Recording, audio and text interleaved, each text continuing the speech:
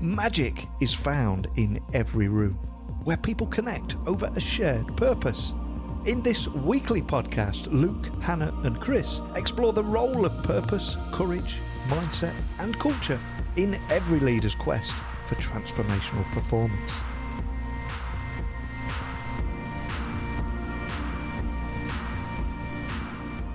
Hello and welcome to Magic in the Room. I am Hannah Broderwood. I am Ben West. And I'm Chris Province, and good morning to both of you. What a great day. Good to see you both.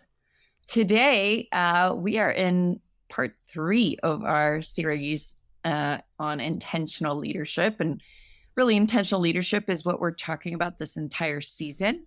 So we are 3 episodes in. We had a great conversation with Kimberly Davis last week. And so to continue on this kind of topic of what it means to be an intentional leader, we're going to model reflecting on intentional leadership. So we're going to talk about why we reflect. And so you can reflect along with us. I want to remind you that there is a free reflection guide available on our website.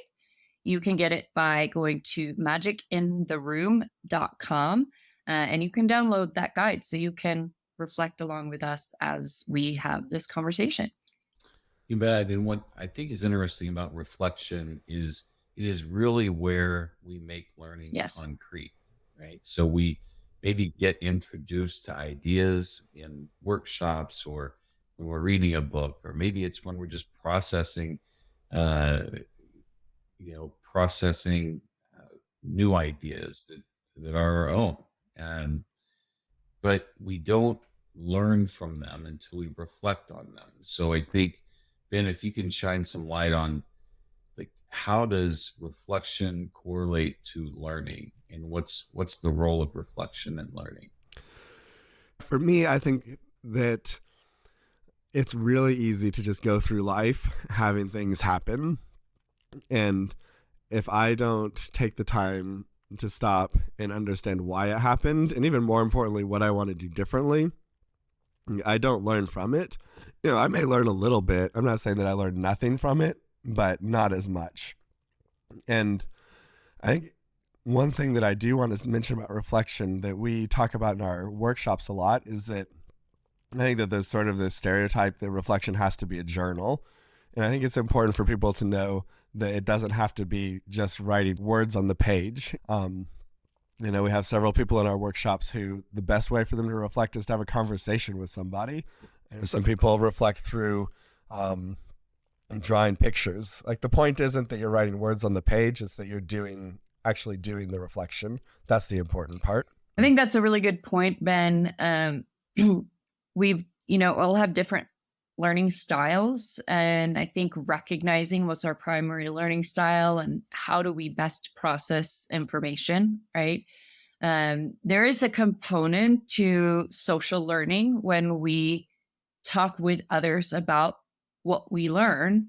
It actually solidifies the information in our brain. It helps to shape the memories and the perception of the information and internalize it and process it in a different way. So I think reflecting with another person in conversation is also super helpful. And then, recognize some people are primarily verbal processors and have to talk things out in order to know what they really think, right? Whereas for others, it can be helpful to write things out and then sort your thoughts and process it on the page. So that's a great point you brought up there. Yeah, I think with journaling, there's a reason why they say that journaling is the most powerful developmental tool. And it really has to do with all the processing that takes place between our brains and the hand, and the kind of the physicality of writing the words and translating thoughts into kind of that physical existence. But when we think about journaling and why that's so powerful, it is just it's introspective. It forces us to internalize, and that process is really what makes something concrete. And when we think about even developmental coaching, like what are we doing during that time? Like when I'm being coached, I'm being asked to reflect on something that's happened. I'm then asked to get above that and process it. And then I'm asked to understand how this event would change my behavior going forward in order to be more effective next time I encounter a similar situation. Um, so, whether we talk about journaling, whether we talk about coaching, even like maybe how we connect professionally, I think reflection is a key piece in like building healthy relationships, processing events that matter in our lives, and really creating a fulfilling sort of existence, and not just allowing life to happen, but crafting the space that we occupy and ultimately arriving to the spot that we're directing ourselves to go. Um, so I want to ask you, Walt, is there a particular place that you find yourself reflecting more often than not? Good question. You want to kick us Yeah. off? I don't know if it's a particular place, but there's definitely a particular setting for me. And, I try to incorporate running and movement into my day. And so when I'm outside and I'm walking or running, if I'm on a trail or kind of, I often run by myself. And so when I'm running on trails, I don't usually listen to music or anything else. I just listen to the voice in my head while I'm running, right? And so that's where a lot of reflection happens for me. Um, and I do also have a journaling practice, and when I live my intention, I spend some time early in the morning reflecting on paper, right? And this whole concept of what am I noticing? What are the choices I can make? And what actions can I take is, that whole concept of notice, choose, act that we've been talking about in intentional leadership is kind of emerging as a really helpful format for both journaling on paper, reflecting out loud, and when I'm just kind of by myself, you know, running or being out in nature and just kind of approaching, and usually when I'm outside in nature, it's not like a structured reflection, right? It's just allowing that space for whatever emerges. But I do become much more aware of what I'm noticing, right? As I'm kind of going through that process.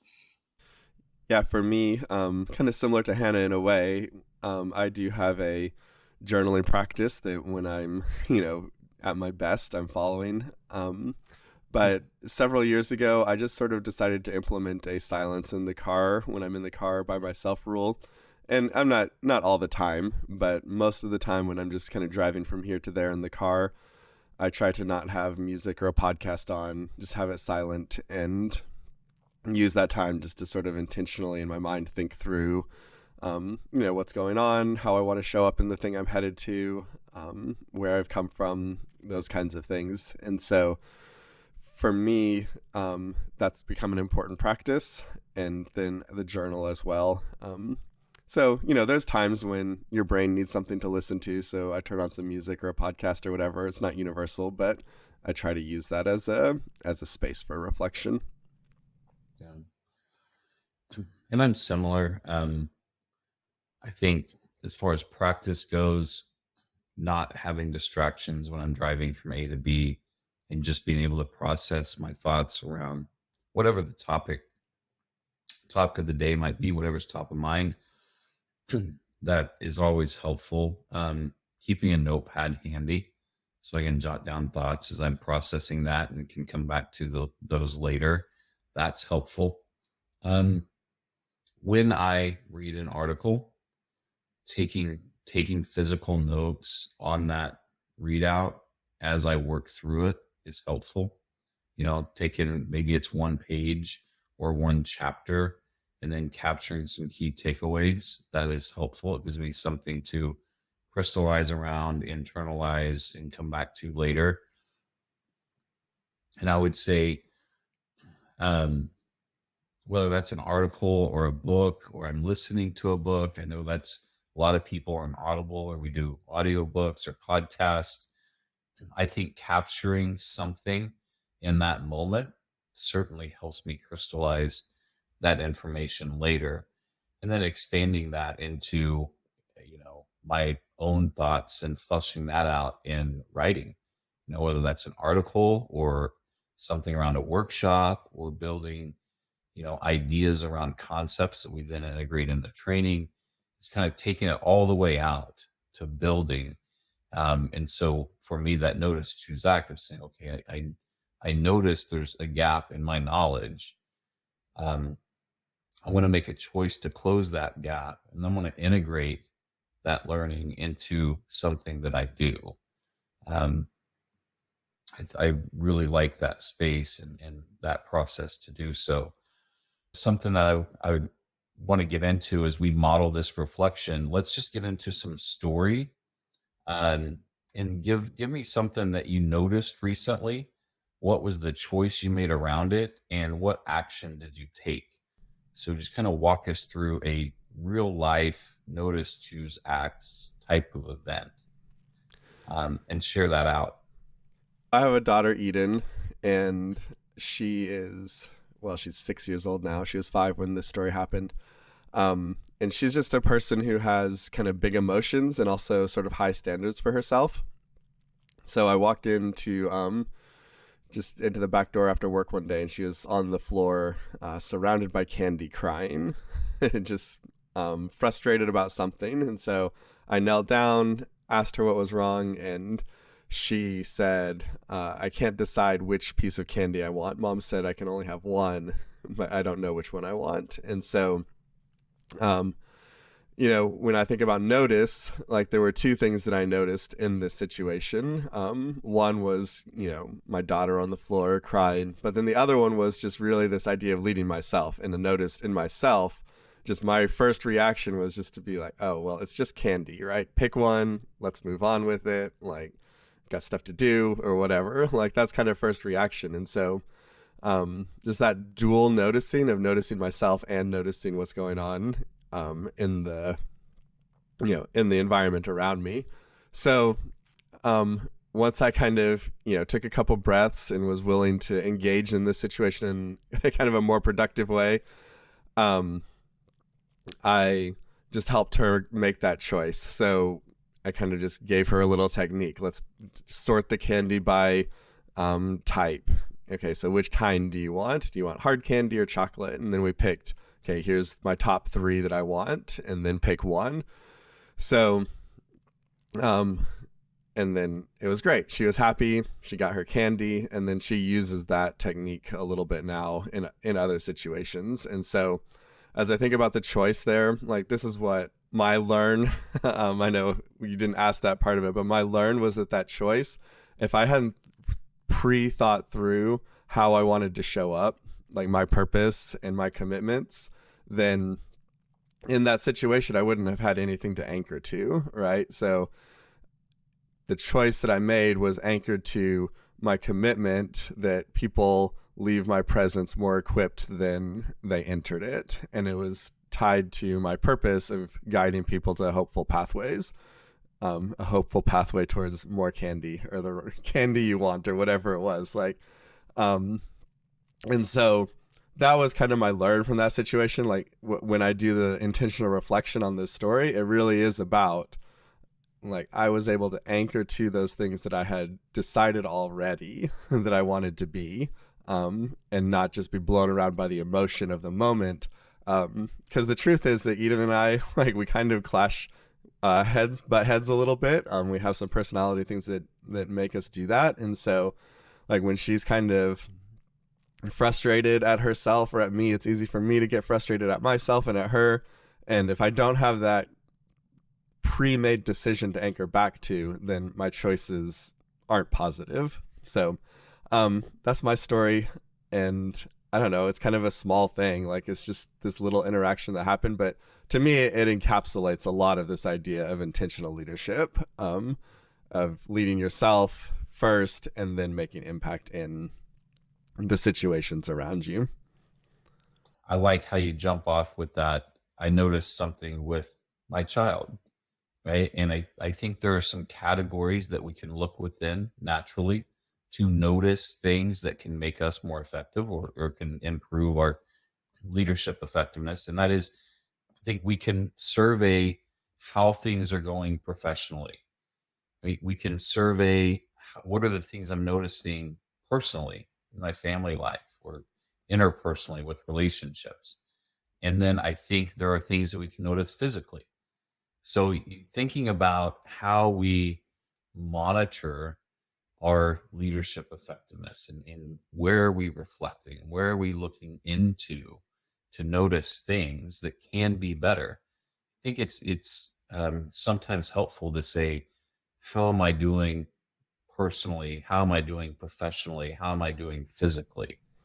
And looking in those categories can be helpful. So, and I'm interested in hearing kind of what's something that you've noticed lately, and the choices that you processed and how you drove that through the action. Yeah, my reflection is kind of meta, because I'm noticing how much I notice this concept of notice, choose, and act. Now that we've been talking about it for some time, and we've been teaching about it for, the good part of a year in workshops and with client audiences, and we've been teaching on different aspects of intentional leadership, and how this concept kind of permeates every aspect of intentional leadership. And we're going to get into those different aspects on future episodes. But yeah, for me, it's like I'm noticing more what I'm noticing, right? Little meta-analysis. I'm being more intentional about paying attention to, like you mentioned, Chris, my physical states, right? And I was preparing yesterday for a workshop on well-being for leaders, and how there's different dimensions to that. And I think that's helpful in this conversation. There's physical dimension, like, how am I being physically? How, am I sleeping enough? Am I eating things that feel nourishing to my body? Am I getting movement in my body so that I can stay healthy and help manage stress, right? What are my stress levels right now? If I'm feeling anxious, get curious, right, about why, what is driving it? Why am I having some kind of emotion? So curiosity, I think, is really helpful in this process, right? When we notice something, kind of stop and pay attention and ask some questions. Why is this happening, right? What are some theories about why this is happening? And then other dimensions, right? I mentioned the physical aspect, there's emotional aspect, right? What am I feeling? What am I experiencing emotionally? What is my cognitive state of well-being? Am I reading things? Am I learning new things? Am I expanding my mind in some ways? Am I challenging myself to try new things? Right? So that's that kind of intellectual state. And then there's the spiritual state, which, depending on kind of what our background upbringing is, whether it's a religious form of spirituality, or if it's spirituality in terms of really just connecting with nature and the universe and feeling like we're part of something greater.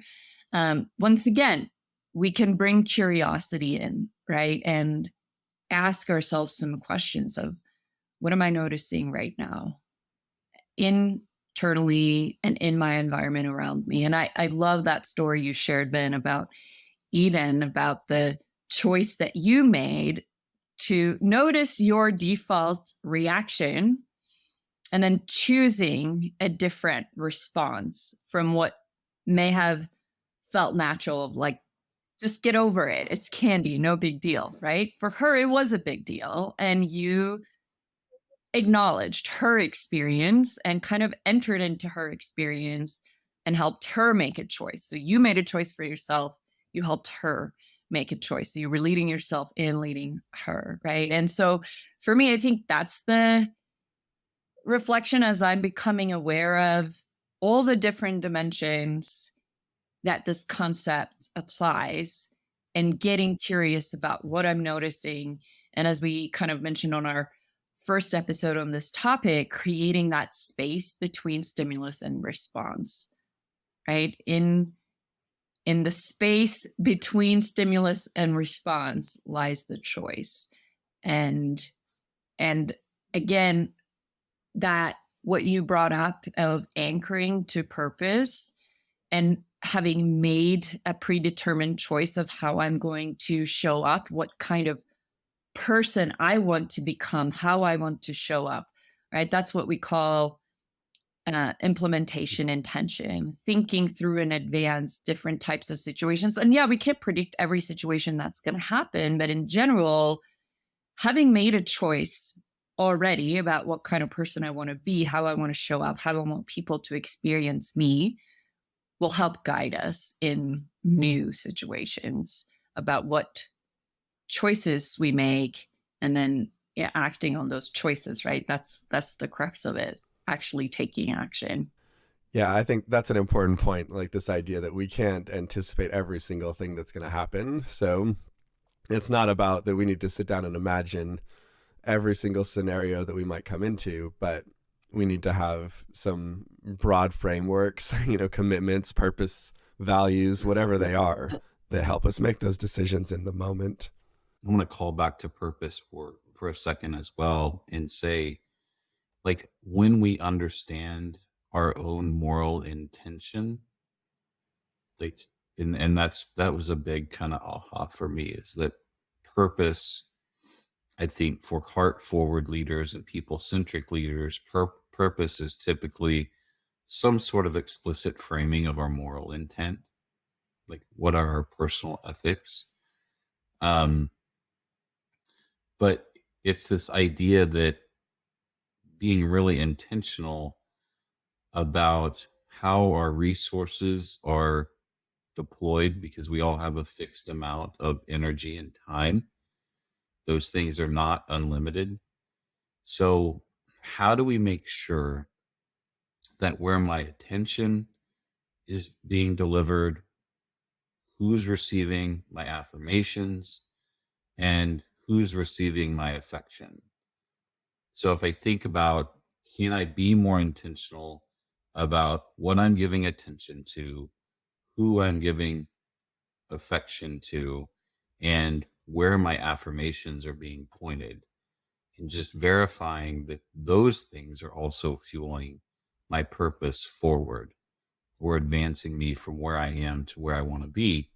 I just wanted to kind of call that out as another thing we can survey.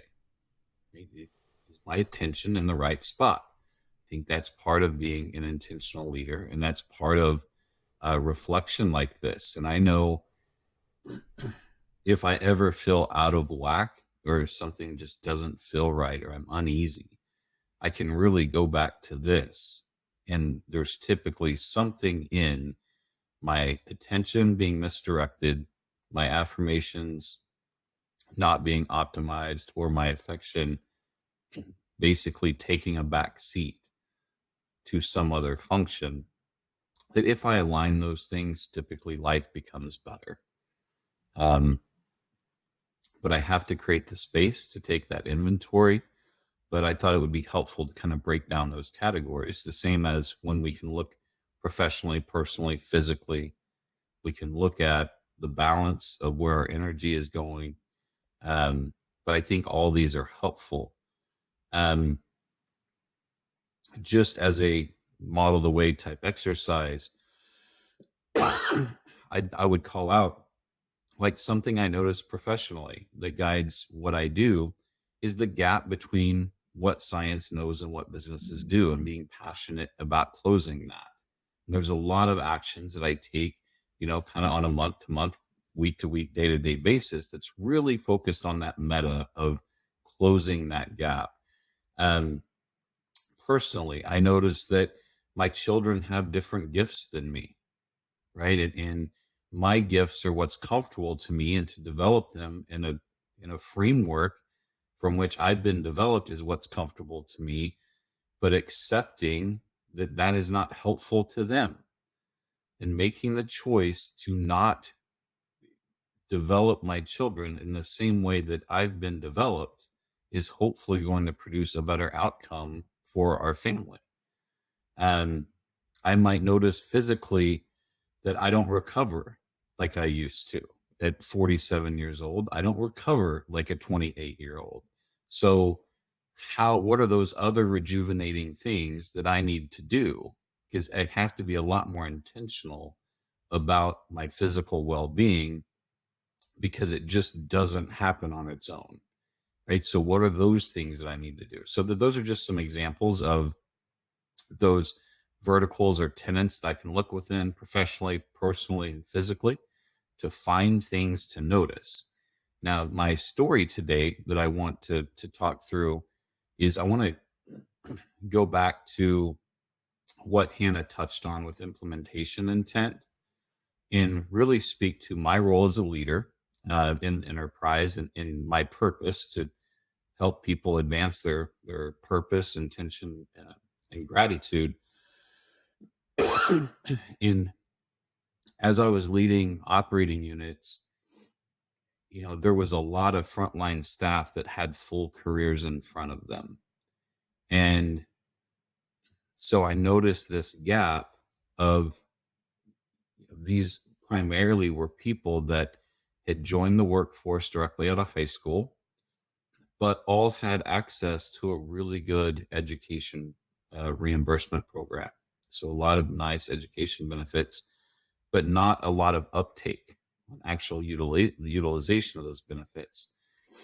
As I thought about how, what is my role as a leader to help these people develop, and maybe have, a lasting impact on their careers or livelihood, I thought about, what can I do? And I made this determination that everyone is succeeding to something. So we talk about succession planning a lot. And typically we say, well, here's all the people that are integral to the organization, and here's the path for them.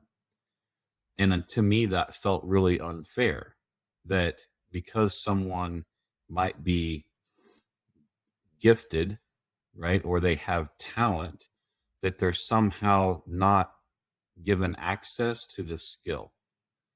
And I thought, well, what if we created a world where we take the approach, everyone is succeeding to something, and we give everyone succession? Like, everyone is succeeding to something. If you want to grow your career, here's a path to do that. And what I basically had 1 month a year that was just dedicated to succession planning for every single employee that I was charged to support. And it was fully optional, but everyone that wanted to participate, we had the calendar, you signed up, we took the time, we walked through the things, and developing that process of knowing where they've been, things that they knew, experiences that they've had. It was just so rich to know that we had, we had someone working in our revenue audit department that was a great facilitator and trainer, master's degree in education, all of these other things. Well, she was only working there as a rev audit coordinator, but was perfectly outfitted to do a different job in the organization. And it was a job that we needed. And so to be able to tap that, but I had to go learn those things. So the entire process was hugely helpful. But what I want to tie back to is noticing that everyone succeeds to something, choosing to make space for everyone to participate in that process, but then breaking it all the way down. The act to me was not saying, well, I don't ever want a degree to stand in the way between you and a job you want. So let's consider actioning that. Like, if you see yourself staying in this business for a long time and eventually being a leader, why have that be in the way when you have these benefits that can be utilized? But I'm not even saying we need to jump out there and say, hey, we're going to go get a degree. I'm saying, let's apply to a school. Let's apply to a school. Then let's worry about finding the program.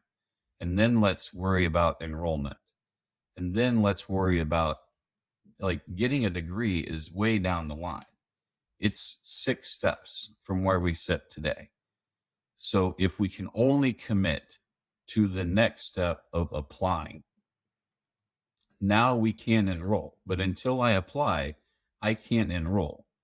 And that's the beauty of implementation intent. It's breaking down that pathway and not saying, well, you're going to go to school part-time, you're going to work full-time to get a bachelor's degree. It might take 6 or 8 years. Like, that's not what we're talking about. We're talking about moving forward from today in a way that's helpful and Well, it's like, sustainable. instead of picking the one candy out of the 100 on the floor, to tie it back to Ben's story, it's like breaking it down to, okay, we can make 2 categories, right? Simplify the process. And then we can, pick the next step, right, in the process of arriving at this goal, whatever it is, whether it's something as benign as picking candy or potentially life affecting as picking an education or choosing to take a first step in that direction.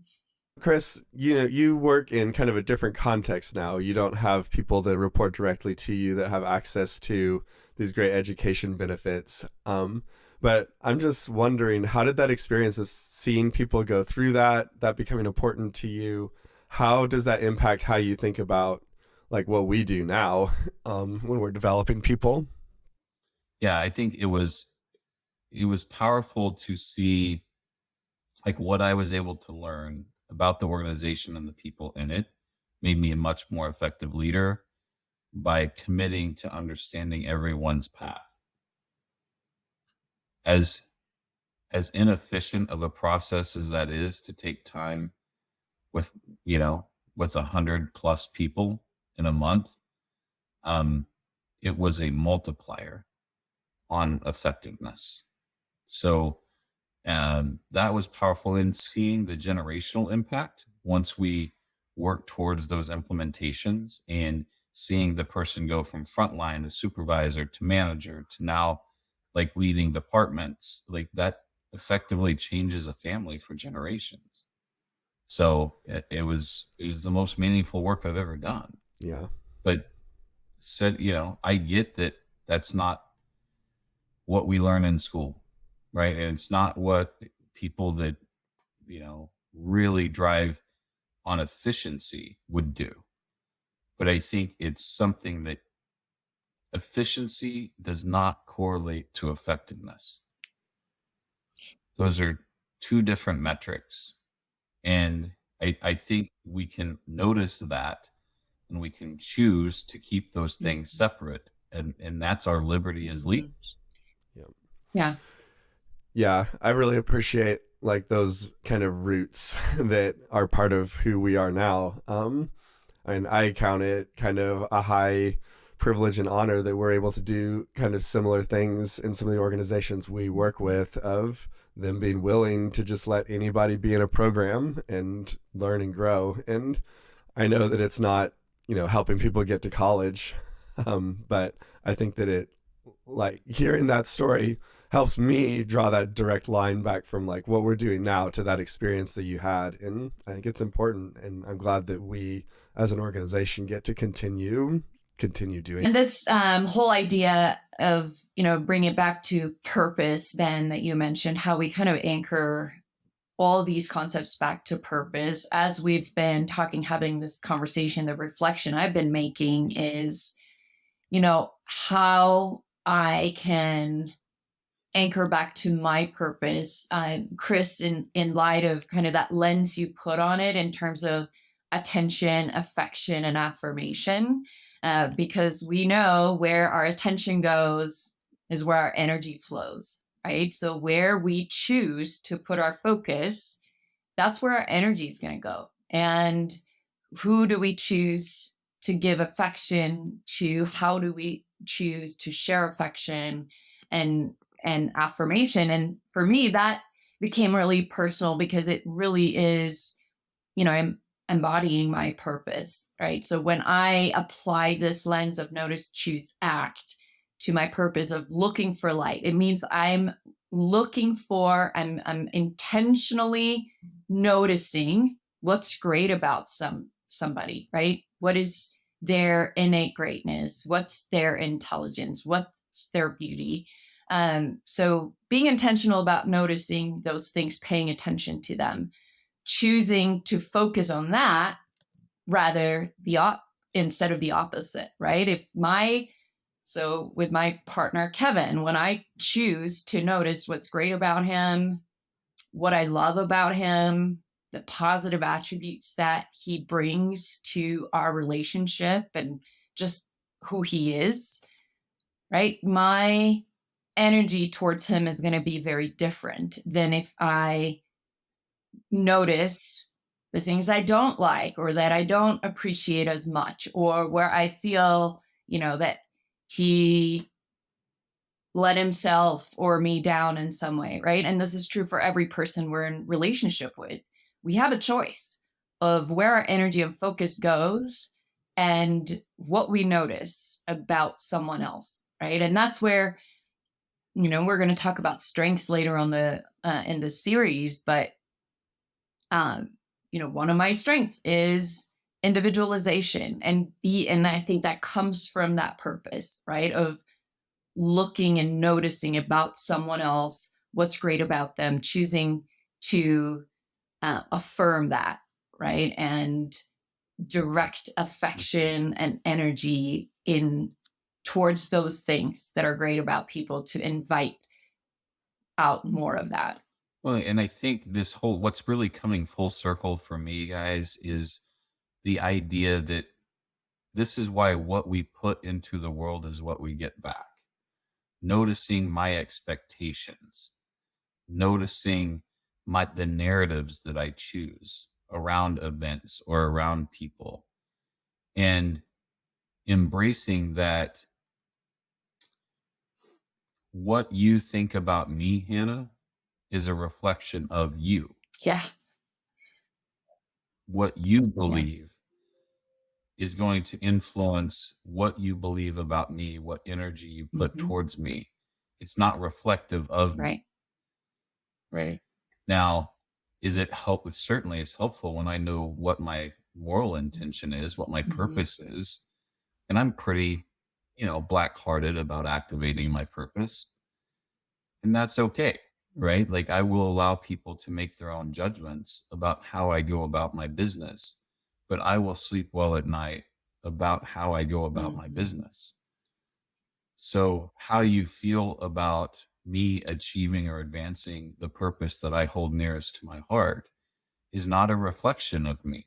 It's a reflection of you, and vice versa, right? So if I kind of shine that back on me, it's why it's important to notice my narratives, notice my expectations, notice what I'm bringing to the world, because that's what's going to be reflected back. And when I take attention and affirmation and affection, I take that out every day, what am I going to receive in return? But as we think about this, and the whole idea of executing on reflection, notice, understanding the choices we have in front of us, and then actioning kind of all the things we need to do to make something better. I would like you guys to give a little bit of advice to our listeners and say, what's one thing every leader can do to be more effective with intentional leadership, that ability to notice, choose, and act? So I'm a little torn because I have two things. So this is classic for how we approach these final thoughts. So I think like one is to do what we're doing now, like to do the reflection.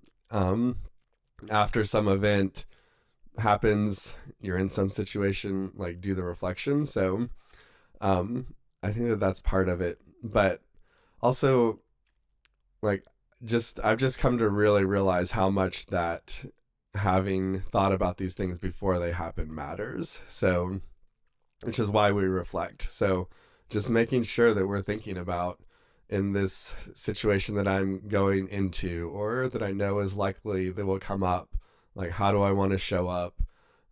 What are the things that I want to accomplish? And just being intentional about it. And, Hannah, you touched on this earlier. It's not that we can scenario out every single situation that could possibly happen.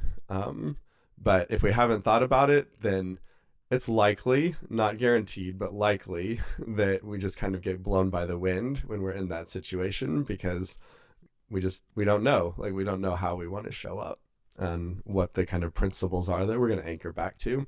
So if I was going to kind of bring this down to one to do, I think it's just like to do the reflection of looking into the future and anticipating how you want to show up in the situations that are likely. And then after it happens, reflect on whether you did or didn't show up that way and what you can do differently or the same next time. Yeah, I think that's really powerful, Ben. For me, if I'm going to break it down to one thing, is get curious and ask the question, what am I noticing? Because it all starts in the noticing. We can't make a choice about something we're unaware of. We can't make a decision about something or change something that we don't have awareness of, right? So it starts with paying attention. So in every new and recurring same old situation, start asking the one question, what am I noticing? And then do the reflection from there. And then, as a reminder, download that reflection guide, and that can be a tool. I think it can be a helpful tool, right, to do this exercise with us. Thank you for that, Hannah. And just number one thing, first and foremost, what do I think Steve Laswell for this, leaders create space. If you are operating a system without white space, then it is more likely trending downward in performance. Systems with no margin have no tolerance. So when we create space, we're basically forcing in the margin required for our systems to be maintained, for them to be thought about, and for them to be intentional. If we just pop out of bed, let our feet hit the floor, and address everything as it comes to us, that is not a high performance system. That is a survive, not thrive system.